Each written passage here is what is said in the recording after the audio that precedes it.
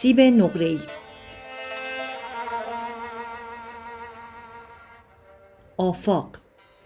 آفاق با پیراهن ارگانزای دورنگ و دستکش‌های توری بلند مدل پاریس جلوی آینه قدی سرسرای خانه چرخی زد و پرسید: دایی جان خوشگل شدم؟ دایی خانم جواب داد: آره مادر، مثل ماهی. دکتر از پشت سر آفاق نگاهی به آینه انداخت و گفت: مثل همیشه زیباترینی جانم، همونجا که هستی بایست تا دوربین بیاورم. و برای آوردن دوربین روسیش به اتاق رفت. بعد از ماجرای 2 سال قبل هر وقت زن و شوهر به اتفاق هم به مهمانی یا شب نشینی می رفتند، دای خانم آروم و قرار نداشت و دلش به 1000 راه می رفت و تا آنها به خانه بر نمی گشتند خوابش نمی برد. دست خودش نبود، محبت را خدا در دل آدم می اندازد. 2 سال قبل اواسط تابستان بود که آفاق و دکتر به یک جشن عروسی رفتند و حرارت شعله چراغ توری به تورهای لباس آفاق گرفت و او آتش گرفت. آن شب هم آفاق لباس بلند به تن داشت و سردست و یقه و پاچینهای لباس توری بود. این لباس را هم دکتر برایش از پاریس آورده بود. خدا دایی خانم را خواست که آفاق از آن حادثه جان سالم به در برد و سوختگی اثری روی پوستش باقی نگذاشت. دای خانم همیشه با خود فکر میکرد اگر شخص دیگری اینطور سوخته بود ماجرا به خیر نمیگذشت. به محض آتش گرفتن آفاق قالیچه‌ای را از زیر میز و صندلی‌ها بیرون کشیده و دور بدنش گرفته بودند تا آتش خاموش شود. سوختگی‌ها زیاد عمیق نبود، اما وقت پانسمان پوست تن آفاق کنده شد و جای تاول‌ها چرک کرد. از جابجای بدنش مثل کفگیرک چرک بیرون زد و او در تب میسوخت و نزدیک بود که چرک به خونش بزند که دکتر او را از بیمارستان به خانه منتقل کرد و در عوض بیمارستان را به خانه آورد. پشه‌بند زدند و مریض را زیر آن خواباندند. 2 تا پرستار شبانه روز از او مراقبت می‌کردند و بدنش را با الکل می‌شستند. دوستان دکتر برای آفاق با طیاره پنیسیلین توی یخ می‌فرستادند. به غیر از آنها فقط دایی خانم اجازه داشت پیش او بماند. انگار دایی خانم 2 مرتبه آفاق را از شیر گرفته بود. توی بطری گوشت می جوشاند و عصاره‌اش را به او میداد. برایش داخل آب گوشت کیسه میانداخت و به او که اشتها نداشت قاشق قاشق برنج و حبوبات میخوراند. کنارش مینشست تا خوابش ببرد. دکتر هم با پنبه اشک‌های او را که از گوشه چشمش سرازیر شده بود پاک میکرد و به او روحیه میداد. عزیز دلم گریه نکن، خوب میشی، این دارو معجزه میکنه، باور کن حتی چرچیل رو هم خوب کرده. کاشفش پسر باغبان چرچیل بوده. یک بار وقتی با هم بازی میکردن چرچیل را از غرق شدن توی استخر خونشون نجات میده و بار دوم وقتی که دانشمند میشه و پنیسیلین رو کشف میکنه با اون ذات‌الریه چرچیل رو معالجه میکنه و اونو نجات میده. بعد هم میگفت حالا بخند ببینم. وقتی دکتر پیش آفاق بود دایی خانم میدانست که با حرفهای او سرگرم است و بیقراری نمی کند. پس به اتاق خود می رفت تا برای آفاق ختم امن یجیب بگیرد.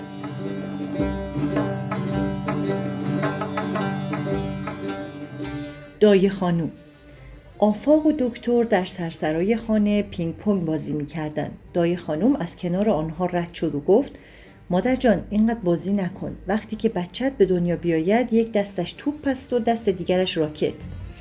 آفاق خندید و چشمهایش مثل 2 ستاره درخشید و بر قلب دای خانم گرد نقره پاشید. وقتی که غلام علی خان میخندید چشمانش همینطور برق میزد. دای خانم به اتاق ناهارخوری رفت تا آینه و شمدان نقره را پاک کند. آینه و شمدان عقدبندان او و غلام علی خان هم از نقره بود. آنقدر که دای خانم آفاق را دوست داشت به دختر خودش ربابه علاقه نداشت. از دل برود هر آن که از دیده رود. از همان وقتی که ربابه را از زیر پستانهای پرشیرش برداشتند و به جای او آفاق را گذاشتند، مهر آفاق در دلش افتاد و همه کس و کارش شد. گرچه یاد عشق غلام علی خان مثل داغ بر دلش مانده بود و هر چند وقت یه بار این داغ تازه می شد. قدرت خدا، شیری که از جوش خشک شده بود دوباره آمد. یک بار سر شیر دادن به ربابه شیرش کم شد. خاله خانم گفت شیر گاه قهر می کند. هیچ وقت نگو شیر ندارم، بگو شیرم رفته چرا. به هر جهت شیر دوباره آمد و آفاق که پستان دایی دیگر را قبول نکرده بود شیر او را خورد و شیرمست شد و بعد از چند شب خوابید. عاقبت او را سر عقد کنان ربابه دعوت کردند تا بچهش را ببیند. ربابه گفته بود تا مادرم نیاید بله نمیگویم. آفاق گفت حتما باید بروی دایی جان. بعد هم فاستونی اعلی خرید و به خیاط خودش داد تا برای او کت و دامن بدوزد. کفش چرمیش سوغات فرنگ بود. چادر وال گلدار را هم که خود دایی خانم از سفر کربلایش آورده بود. آفاق یک 5 مناطی طلا به دایی خانم داد تا به دخترش رونما بدهد و گفت حق شیری که به من دادی از 1000 اشرفی هم بیشتر می‌ارزد، این که قابلی ندارد. سر عقد کنان دخترش را بوسید و 5 مناطی را به او داد.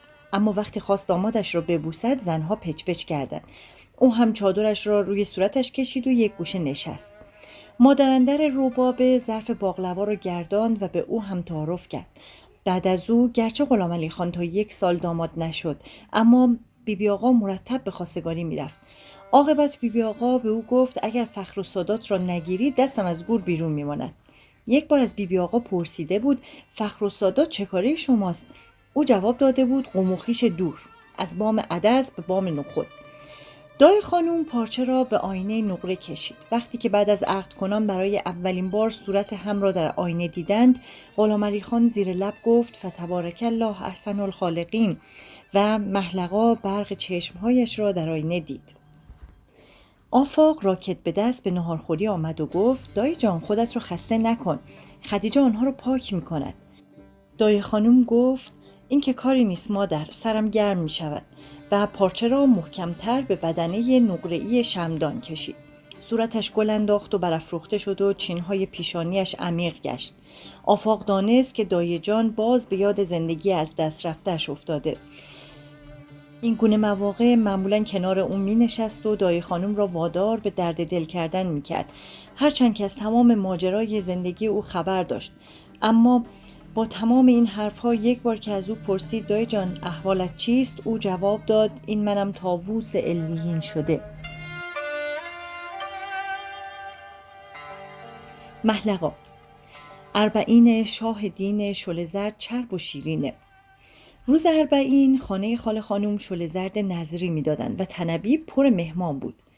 تنبی تالار، اتاق وسیع و مجلل مانند شاهنشین. تمام اتاق گوشواره را هم بشقاب شل زرد چیده بودند. بشقاب‌ها چینی مرغی بود و روی شل زرد با مغز پسته نقش گل و بته انداخته بودند و با دارچین وسط تمام آنها یا حسین نوشته بودند. تنها روی یکی از بشقاب‌ها یا علی داشت. وقتی سر سفره نشستند از همه جا توی آن جمعیت و بین آن همه بشقاب همون بشقابی که یا علی داشت را جلوی محلقا گذاشتند. محلقا این پیشامد را به فال نیک گرفت. انگار حالتش فرق کرده بود که خاله خانوم نه گذاشت و نه برداشت و به او که به بشقاب شل زرد زل زده بود گفت بخور خاله، معطل چی هستی؟ بعد هم رو به مادر او کرد و گفت آبجی خانوم چشمهای محلقا سگ داره. همونجا بیبی آقا دختر عموی مادرش برگشت و به محلقا نگاه کرد. وقتی چشمشان به هم افتاد محلقا در دل گفت کاشکی سگش پاچه پسر تو بگیره. آن زمان عشق و عاشقی بین جوانها چندان باب نبود، چه رسد به اینکه پیغام و پسقام بین آنها رد و بدل شود و محلقا بتواند به غلامعلی خان پیغام دهد که مادرش را به خواستگاری بفرستد. اصلا غلامعلی خان چه می‌دانست که این دختری که هر چند وقت بار تازه آن هم با مادر یا خاله خانومش با روی گرفته از در دکان او رد می شود محلقاست که به او دل بسته و از هیکل مردانه و چشم و ابروی مشکیش خوشش آمده و آرام و قرار ندارد. اما هفته بعد که بیبی آقا در حمام مشربه را از دست دلاک گرفت و روی شانه لختش آب گرم ریخت علامت خواستگاری را تشخیص داد. آن زمان غلامعلی خان شاگرد دکان حاج آقا پدرش بود. در اصل دکان تیمچه قالی فروش ها ارث پدری بیبی آقا بود. حاج آقا وقت دامادی مال و منال چندانی نداشت و شاگرد دکان پدر بیبی آقا بود. پدر بیبی آقا دید که جوان امین و خوبی است، او را پسندید و داماد سرخانه اش کرد. لباس دامادی را هم خودش خرید و به تن داماد کرد، به خصوص این که دخترش هم چندان بر روی نداشت. به غیر از دکان سه از خانه‌ای که در آن می‌نشستند هم مال بیبی آقا بود. اصلاً او همه کاره زندگی حاج آقا بود و اختیار همه چیز در دستش بود. همیشه بیبی آقا من بود و حاج آقا نیم من. مقدمات کار زود فراهم شد. گرچه پدر و مادر محلقا حرفی نداشتند اما وصلت آنها بی حرف و حدیث نبود. خاله خانم که دختر عمویش را خوب میشناخت گفت موشه به سوراخ نمیرفت، جارو به دنبش بست، که کنایش به شاگرد بودن غلامعلی خان بود. اما آقا دایی گفت مگه مال پدر و مادر و مال بچه دارد؟ آخر سر که همه چیز مال غلامعلی خان است، به علاوه از خودمان است. وصله است از این آستین بر می‌داریم و با آن آستین می‌گذاریم. بعد از عروسی هم بیبی آقا یه اتاق گوشه ایوان خانهشان به آنها داد تا زندگی کنند. زندگی به کام بود. غلامعلی خان از گل نازکتر به محلقا نمیگفت. به او میگفت تو نباشی نمیخوام دنیاش باشه. اگر هم مادرش اخمروی نشان میداد، سر تا پایش رو میبوسید و از دلش در میآورد و میگفت تو خانومی، به دل نگیر. یه روز بیبی آقا از لای درز در دید که پسرش دست محلقا را میبوسد. در رو باز کرد و گفت میرزا آقای روزخان میگه بوسیدن دست زن حرامه. غلامعلی خان گفت خودم مسئله‌شو از میرزا آقا بهتر بلدم. 2 جور بوسیدن دست اشکال نداره. بوسیدن دست زن توسط شوهر از روی شهوت و بوسیدن دست طفل از روی محبت. مادرش سری تکان داد و گفت حیا از توی جوانها رفته و صدای پایش از روی ایوان شنیده شد. همون روز محلقا داشت روی ریجه خودش رخت پهن میکرد که صدای بیبی آقا را از توی مطبخش شنید که به شوهرش میگفت اینجور که تو پیش گرفتی فردا روز به کلاهت پشم نمیبیند. مرد باید آنقدر جبروت داشته باشد که وقتی خانه نیست زن از لباسش بر سر میخ حساب ببرد. شوهرش چیزی نگفت و گوش کرد. با وجود این فردا که به خانه آمد برایش ارسی پاشنه صندل خریده بود. ارسی نوعی کفش پاشنه دار. منتها یک لنگه‌اش را در دستمال پیچیده و شب اول به خانه آورد و لنگه دیگرش را شب دوم. آن هم به این خاطر که مادرش نقدن نبیند تا بعد. از مادرش نمی ترسید اما ملاحظه می کرد. حاج آقا پدر غلامعلی خان مریض و خانه نشین بود. بنده خدا بیازار بود و به کار آنها کاری نداشت.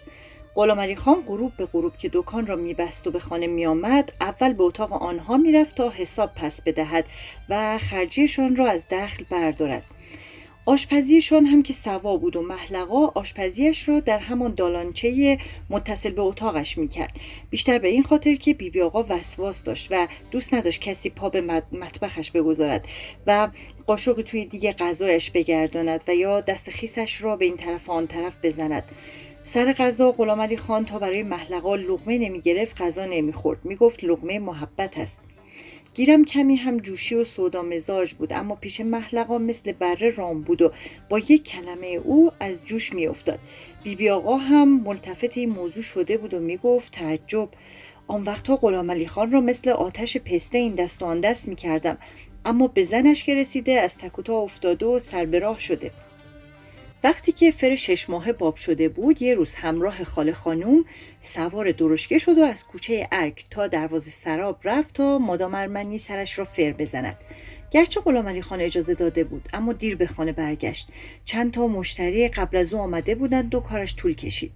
موهایش هم که صاف بود و بدقلقی میکرد. تا به خانه برسد دلش شور زد. میدانست که بیبی آقا حسابی شوهرش رو پر کرده. وقتی به خانه رسید موتور برق میدان ارگ رو روشن کرده بودند و همه دکان‌های کوچه ارگ بسته بود و پرنده توی کوچه پر نمیزد. خاله خانم او را دلداری داد و گفت نترس، سرت را که نمیبرد. میدانست که غلامعلی خان دست رویش بلند نمی کند اما از آن میترسید که دیوار حرمت بینشان شکسته شود. وقتی از درشکه پیاده شد قلبش تون میزد. بیبی آقا کلون در را گشود و گفت این وقت آمدن زن به خانه است بعد از غروب آفتاب؟ مثل شیر زخمی در اتاق قدم میزند. وای به حالت. از پله ها بالا رفت و در را با ترس و لرز باز کرد اما لت در به قالیچه گیر کرده بود و در باز نشد. لت لنگه. فکر کرد غلامعلی خان زلفی در را به روی او انداخته تا به اتاق راهش ندهد. این آبروریزی برایش از زدن هم بدتر بود. داشت قالب تویی میکرد که شوهرش در را باز کرد و او سلام کرد.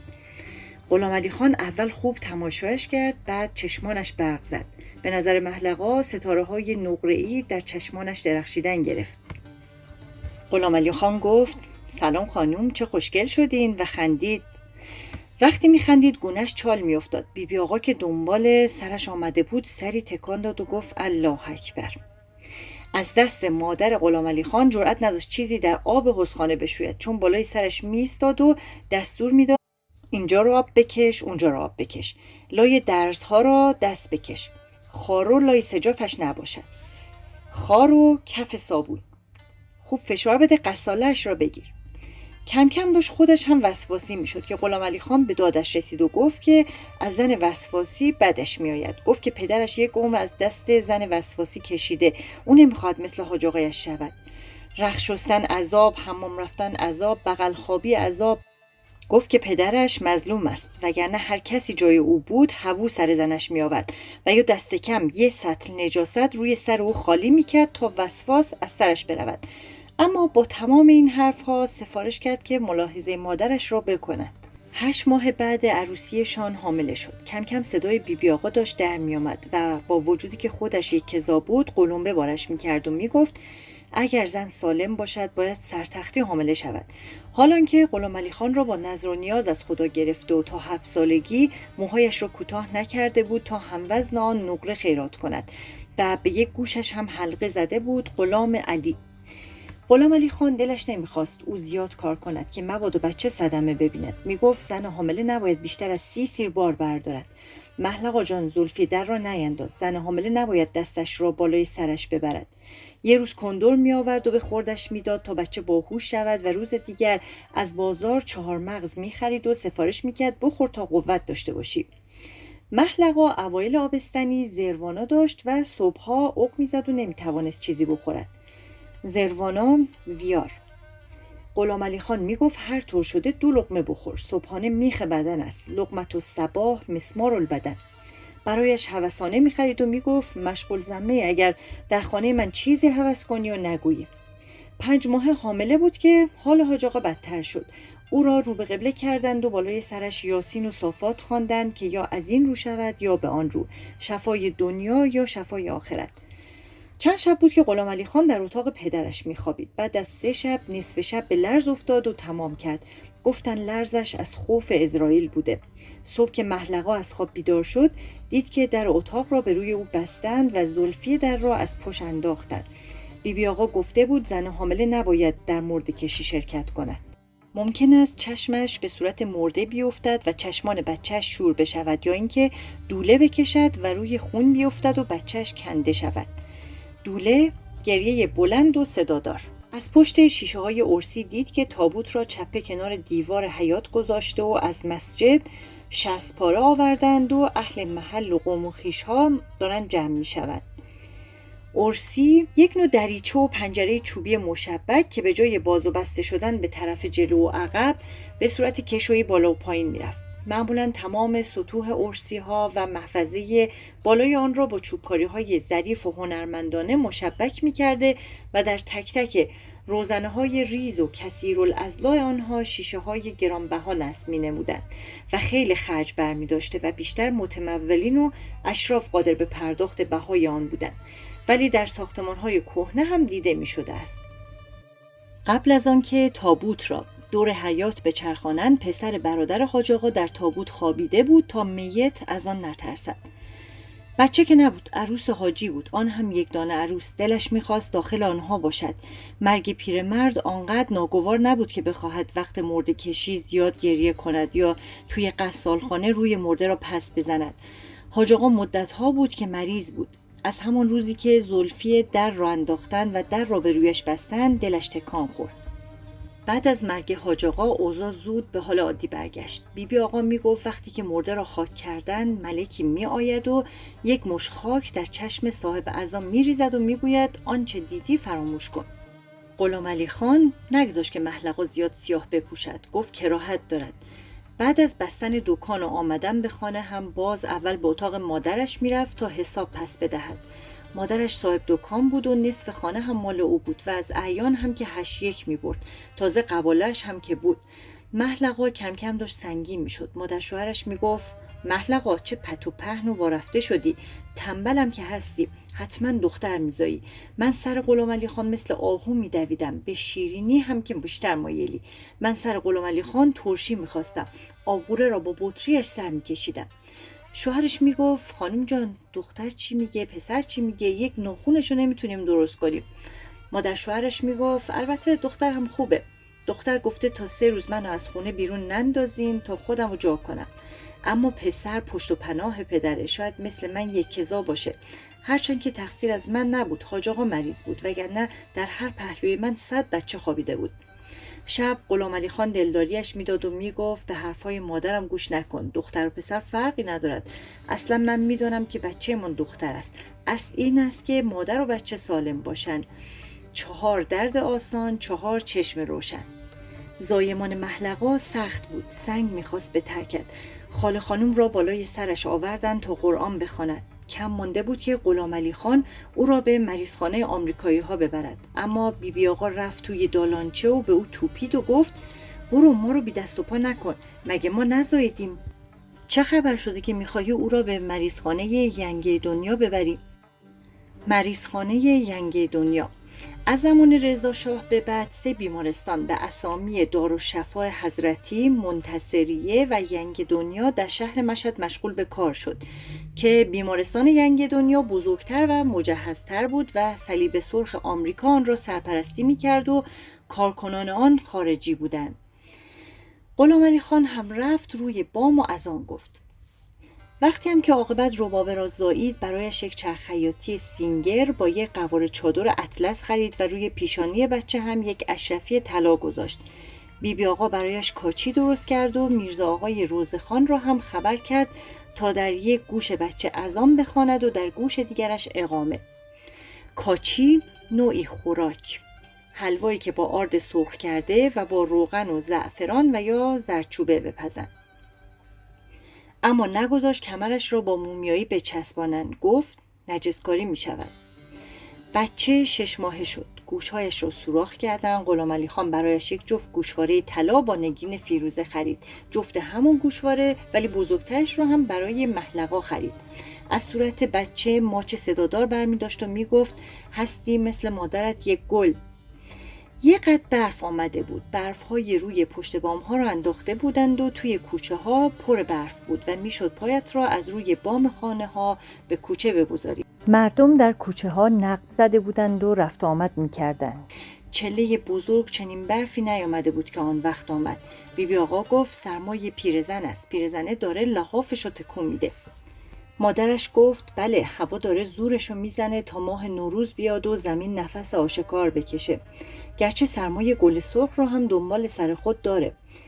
بیبی آقا گفت سرمای پیرزن سخته. پیرزنه گفته اگه پشتم به ماه نوروز گرم نبود بچه ها رو توی گهواره سیاه میکردم. مادرش از روز قبل به خانه آنها آمده بود تا از محلقا خبر بگیرد و شب هم مانده بود. محلقا که بچه شیرخوره داشت و نمیتونست به خانه آنها برود. مادرش هم بچه کوچک داشت، منتها او را از شیر گرفته بود. خواهر کوچک محلقا تازه زبان باز کرده بود و راه میرفت. خاله و خواهرزاده با هم 1.5 سال تفاوت سنی داشتند.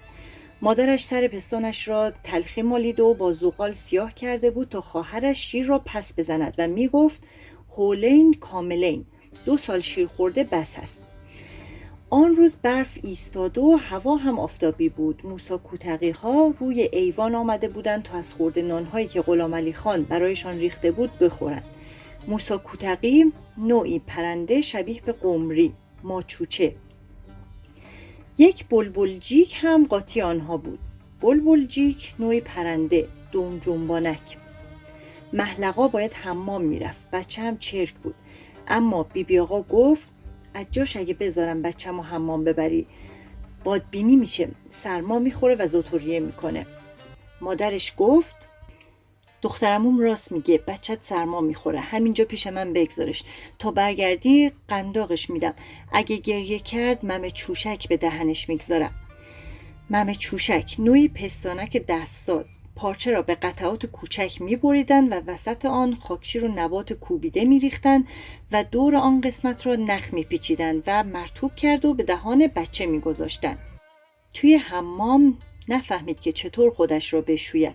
هنوز چرک‌ها به تنش خیس نخورده از خزینه آب داغ بیرون آمد و هلهلکی کیسه کشید و در سر بینه بخچه‌اش را با دستپاچگی از جامه‌دار پس گرفت تا زودتر به خانه برگردد که مبادا بچه‌اش گریه بکند.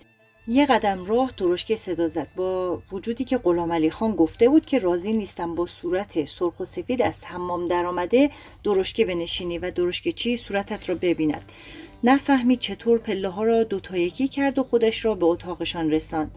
وقتی پرده را پس زد دید بچه زیر سینه مادرش خواب است. مادرش گفت خاطر جمع سیر و پره. بیبی آقا که داشت گوشه اتاق قند میشکست گفت تا نگرید طفل کی نوشد لبن. ما میگوییم شیر و عرب میگوید لبن. مادرش رو به بیبی آقا کرد و گفت درسته که بچه‌مو از شیر گرفتم اما هنوز شیر دارم. با هر بچه‌م یک بچه همسایه رو شیر دادم.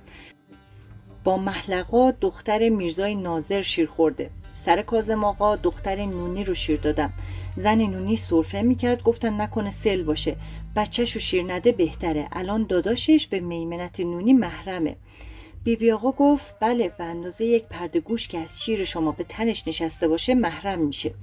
ربابه داشت شیر میخورد. به کام انداخته بود و صدای قورت دادنش اتاق را برداشته بود. غلام علی خان سرش روی حساب کتابش بود و چرتکه مینداخت که بیبی آقا وارد شد. راه به راه از بیرون رسیده بود. صورتش غضبناک بود. یک راست به طرف محلقه آمد و بچه را از زیر سینه‌اش بیرون کشید و داد زد به شوهرت حرومی، بچه رو هم شیر نده، شاید اشکال داشته باشه.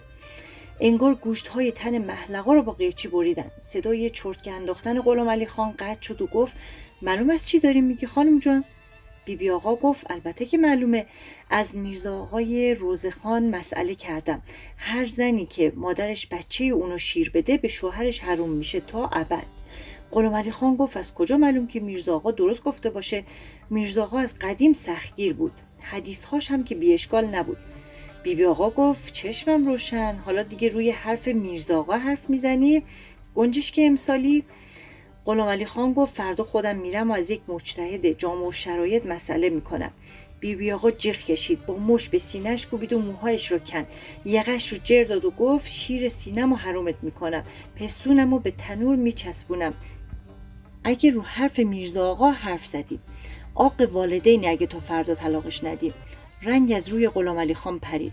هنوز داشت از پستانش شیر میچکید که بیبی آقا از گوشه اتاق چادر محلقه رو برداشت و روی سرش انداخت و گفت بی حیا خودتو بپوشون.